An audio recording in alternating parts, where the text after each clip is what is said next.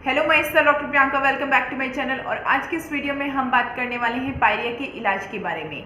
कुछ लोगों के हमारे पास मैसेजेस आ रहे हैं कि हमने डेंटल क्लीनिंग करवा ली है, डेंटल स्केलिंग करवा ली है, इसके बाद भी हमारी मसलों में से सूजन नहीं जा रही है, हमारा पायरिया ठीक नहीं हो रहा है, इसके क्या कारण है।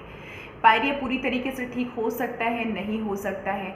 पायरिया के लिए हमें किस तरीके से इलाज करवाना चाहिए, तो आज की इस वीडियो में हम इन सारे सवालों का जवाब देने वाले हैं। अगर आपका भी पायरिया ठीक नहीं हो रहा है तो इस वीडियो को बिना स्किप किए लास्ट तक जरूर देखें और चैनल को सब्सक्राइब करना ना भूलें। तो चलिए इसी के साथ हम वीडियो स्टार्ट करते हैं कि पायरिया की काफ़ी सारी स्टेजेस होती हैं। अगर आप इनिशियल स्टेजेस में अगर अपना पायरिया का इलाज करवा लेते तो पायरिया पूरी तरीके से 100% ठीक हो सकता है। अगर आप बहुत ज़्यादा लेट स्टेजेस पे अगर पायरिया आपका है और उस समय अगर आप इलाज करवाते हो तो पायरिया के ठीक होने के चांसेस कम रहते हैं। पायरिया को ठीक करने के लिए भी आपको एक कंप्लीट ट्रीटमेंट प्लान की ज़रूरत होती है। हर पेशेंट का जो ट्रीटमेंट प्लान होता है वो एक जैसा नहीं होता है। काफ़ी बार क्या रहता है कि आपने डेंटल स्केलिंग करवा ली, आपके मसूड़े ठीक हो गए हैं, सारी प्रॉब्लम से आप छुटकारा पा चुके हैं, बट थोड़े टाइम के बाद में ही आपका पायरिया फिर से आ जाता है। तो इसके लिए ज़रूरी है कि आपने एक बार अपना पायरिया ठीक करवा लिया है, बट पायरिया बार बार होने का कारण क्या है, उस कारण को पहचानना बहुत ज़्यादा ज़रूरी है। तो इसके लिए आपको डॉक्टर के पास रूटीन चेकअप के लिए ज़रूर जाना है। रूटीन चेकअप में जाने के बाद में क्या रहता है कि आप अपनी हैबिट्स डॉक्टर को बताते हो, डॉक्टर उससे आपका जजमेंट करता है कि आपको पायरिया की प्रॉब्लम बार बार क्यों आ रही है। काफ़ी लोगों का ये रहता है कि हमने स्केलिंग कराया, हमें आराम मिला, हमारी सारी चीज़ें ठीक हो गई, बट वहीं पे कुछ दिनों के बाद में हमारे साथ सेम कंडीशन वापस हो गई। तो इसका कारण ये होता है कि आपका पायरिया जो हो रहा है वो खाना फंसने की वजह से हो रहा है, कि अगर आपकी ब्रशिंग टेक्निक सही नहीं है उसकी वजह से आपको पायरिया हो रहा है, या आपको कोई और फर्दर प्रॉब्लम है, आप कुछ मेडिसिन ऐसी ले रहे हैं, या फिर आपको कुछ और प्रॉब्लम है जिसकी वजह से आपका पायरिया काफ़ी जल्दी वापस आ जाता है। तो सबसे पहले तो हमें वो कारण पता करने की ज़रूरत है। और पायरिया अगर इनिशियल स्टेज में होता है या फिर अगर मिड स्टेज में भी है तो उसके लिए आपको डीप क्लीनिंग करानी होती है। सबसे पहले मैं आपको ये बता देती हूँ स्केलिंग और डीप क्लीनिंग में क्या डिफरेंस है। जब भी आपके दांत बहुत हेल्दी हैं, बहुत अच्छी कंडीशन में हैं, तो आप उसमें नॉर्मली डेंटल स्केलिंग करवाते हो। डेंटल स्केलिंग कराने के बाद में आपके दांत पूरी तरीके से ठीक हो जाते हैं।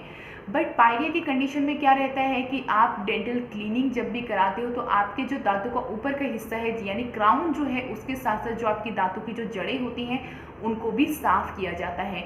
अगर पायरिया की कंडीशन में आप सिर्फ ऊपर का क्राउन साफ़ करवा लेते हो और जड़ों में अगर आपकी गंदगी लगी हुई है, वहाँ पे बैक्टीरियल डिपोजिशन है, तो आपका पायरिया कभी भी ठीक नहीं होगा। तो पायरिया के लिए आपको सिर्फ स्केलिंग नहीं करानी है, सिर्फ क्लीनिंग नहीं करानी है, उसके लिए आपको डीप क्लीनिंग करानी है।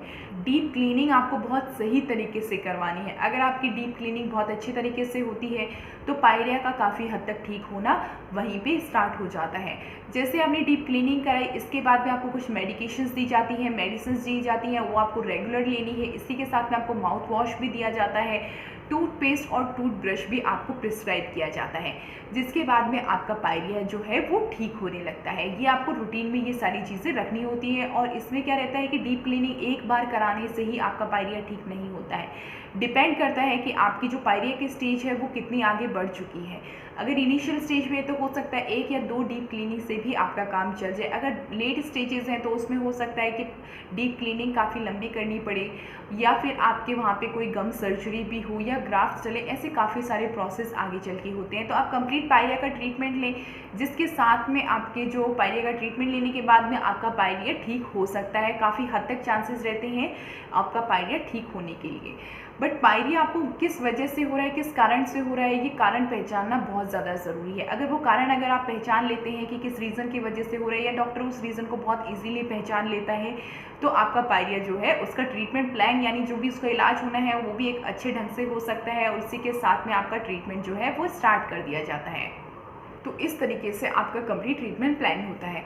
अगर पायरिया के लिए आपकी मेडिसिन्स भी उतनी ही ज़्यादा ज़रूरी होती हैं। यहीं पे मैं बात करना चाहूँगी कि काफ़ी लोग होते हैं जो डायरेक्ट मैसेजेस करते हैं, कॉल्स करते हैं कि मैम हमें तो पायरिया की दवाइयाँ बता दो, या हमें ये दर्द हो रहा है हमें दवाइयाँ बता दो।